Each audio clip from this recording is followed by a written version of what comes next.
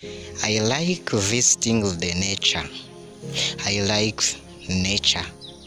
Nature is beautiful place. It is a place which is quietly, a place which is very interested. For instance, now I am visiting this place for do speaking practice. How I am going do speaking practice? Through observation, then I describe what my side found. My name, I am Mr. Antoine.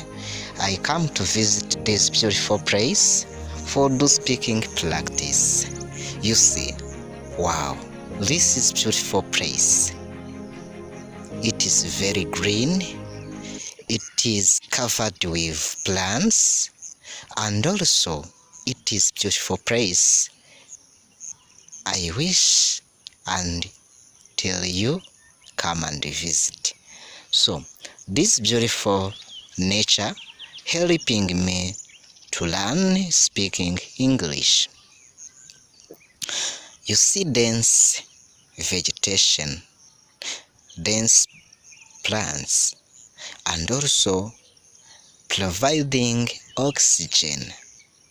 These plants helping in providing and attracting rainfall. It is very important for increasing life on earth. I like do speaking practice because it helps me to improve my speaking skills. Did you ever thinking you can be improving your speaking without try do speaking practice?